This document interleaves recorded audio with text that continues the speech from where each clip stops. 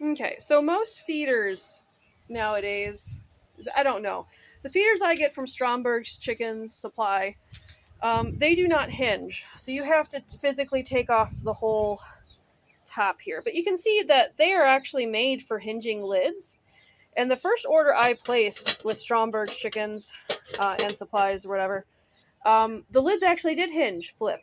Here's an example of one of the flip top ones. See? It has a flip top, so it basically has a little punch there. Yeah, so that's what pops into that little hole. So these were the original ones I got from Stromberg's Chickens. But see, and then that just, it stays in that little hole and it hinges. And it stays open. So that's what we're replicating.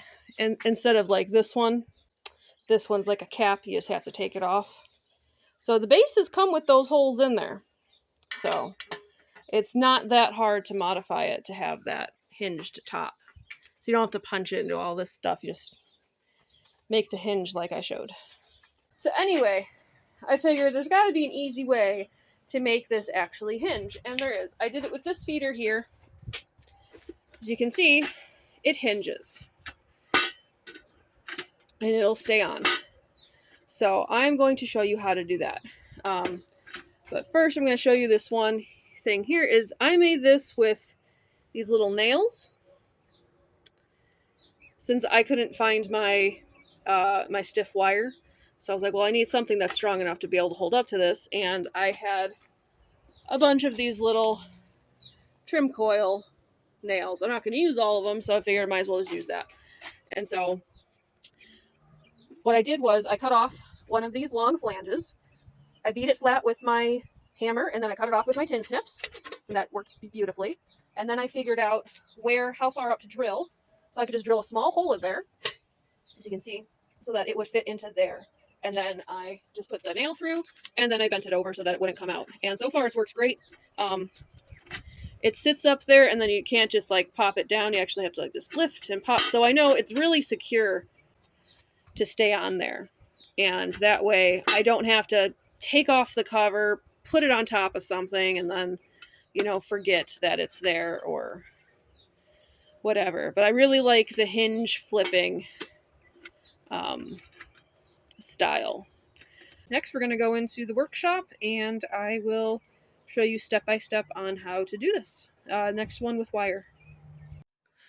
Okay, as promised, we're going to be doing this. So we need to first flatten one of these flanges. This is basically just a box. It is fine. It does not matter which side you use because they're the same. So just take yourself a hammer and then just, it might be better to actually pull this away a little bit with some pliers. So you start pounding. You basically just want to pound it as flat as you can so that it allows you to trim it off with the tin snips. So you just want to trim it as well as you can. Try to see which way this has to cut. Okay, this way, this way. You just want to try and follow that seam, because that's where the that's where it is. So you have to be straight. And that is done. Okay. You don't really need to file this or anything. If you want, you can kind of try and beat it a little bit flatter, but it really doesn't matter because it's not going to be near the birds at all.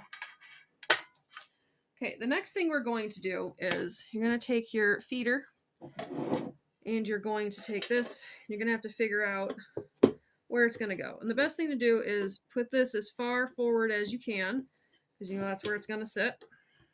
And get a Sharpie. So we need to figure out where that's going to be. So it looks like the edge of this rivet here is the middle of this hole.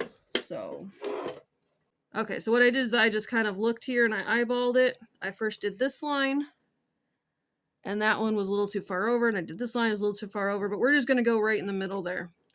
And we're going to then see, so we can just pop this back a little bit. We can see where that's going to go. So we know this is going to sit flat, so we need to push this down here. So we know this is the middle of that hole. Okay, and we can just draw that line all the way across here. Does not have to be exact, but our crosshair now is those two lines. We're going to do the same thing on the other side. Okay, so we're just going to pop this up. No, that's the middle there. And we're going to see what's the middle here. Okay, and there's our crosshair. So we're going to drill a hole there. Now, what size hole? We need to see what our material is going to be of our hinge. So the hinge can be wire. I have this thicker gauge wire here. I do not know the gauge of this wire, but it is bendable enough. But I believe it is strong enough to use here. So first I kind of want to see what length I want to have.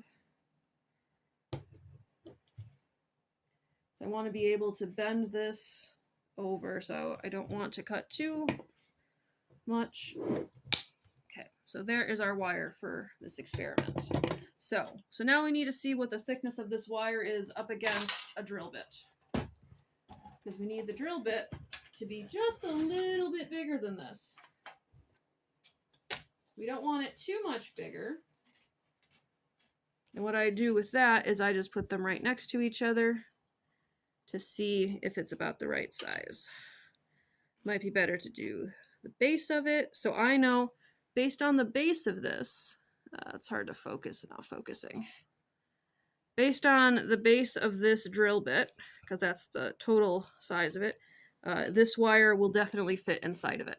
So this is, I pulled this from a 3/32 drill bit slot. And I know for sure that it'll fit inside here. See? With room to spare. So this drill bit will work. I believe this drill bit will also work with these finishing nails. I believe this is the size that I used. Yes, this will work. Yeah, if you put it up against it, this one's a little easier to see. I don't know if you can see it on there. There's a tiny bit on each side of that nail, which means this nail will fit through this hole with a little bit of extra tolerance. So 3/32 is the size to use for this little hole. So we're going to get our drill, take out our old drill bit, put in this new smaller drill bit. Okay. And then we are going to drill these holes out. So.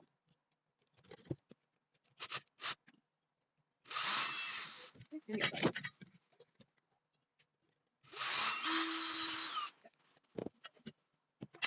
Okay.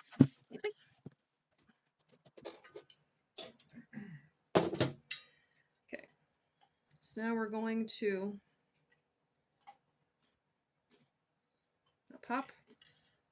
pop a corner on one end so it doesn't go all the way through. We're going to go through here, through the inside,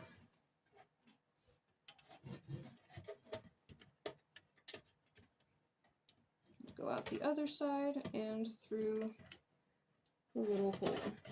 Okay, we're going to take it all the way to the end there, so we know it'll work, and then we're going to bend the other side down.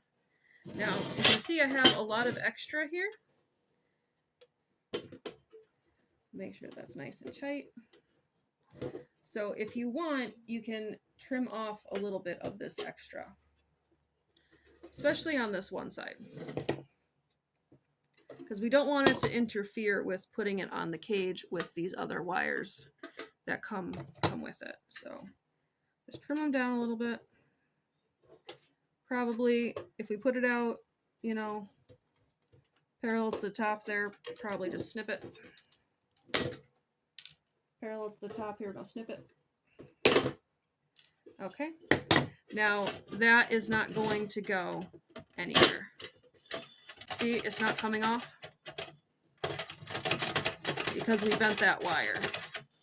So there's no way for it to bend off. It closes nice and flat. just like the ones with the nails.